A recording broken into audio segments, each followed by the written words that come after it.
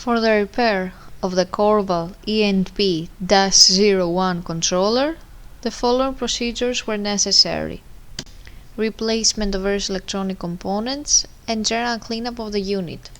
For testing, we have a volt AC power supply, a potentiometer and a multimeter to measure the milliamp output.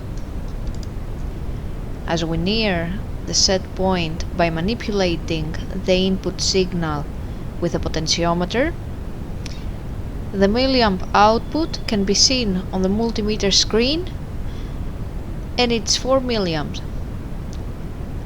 As we get further away from the set point, the milliamp output is 20 milliamp.